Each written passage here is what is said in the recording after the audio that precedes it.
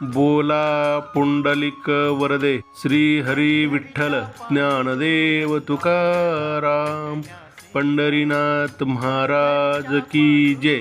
श्री विठ्ठल भगवान की जय। मित्रांनो, हा जयघोष करण्यामागे आध्यात्मिक कारणे आहेत। या जयघोषणेचा अर्थ पुंडलिकाला आशीर्वाद देण्यासाठी आलेला हरी अर्थातच विठ्ठल असा होतो। विठ्ठल भगवान पुंडलिकाच्या निस्सीम मातृपितृ भक्तीवर प्रसन्न होऊन पुंडलिकाला भेटण्यासाठी पंढरपुरात आले।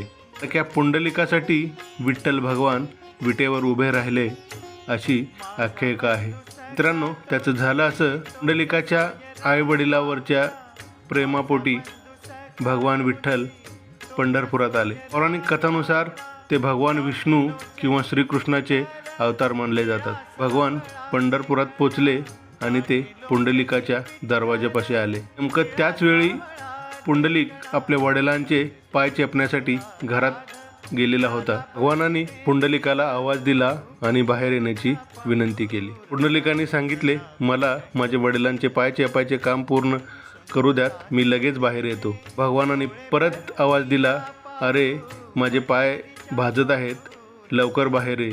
पुंडलिक विटेवर बसून आपल्या वडिलांचे पाय चेपत होते। पुंडलिक उभे राहिले आणि त्यांनी ती वीट दरवाजाच्या दिशेने भिरकावली आणि विठ्ठल भगवान यांना विनंती केली की आपण त्या विटेवर उभं राहावं, आपले पाय भाजणार नाहीत। वडिलांचे पाय चेपून झाल्यानंतर पुंडलिक बाहेर आले। त्यांनी आदरपूर्वक भगवान विठ्ठल यांना नमस्कार केला। राहून भगवान विठ्ठल यांनी पुंडलिकाला विचारलं, मी एवढ्या दुरून तुझ्या भेटीसाठी आलेलो आहे आणि तू मात्र मला वाट बघायला लावलंस। त्यावेळी पुंडलिकाने दिलेलं उत्तर खूप मार्मिक होतं। ते भगवान विठ्ठल यांना म्हणाले, आपण माझ्या आई वडिलांच्या प्रेमापोटी एवढ्या दुरून मला भेटण्यासाठी आलेला आहात।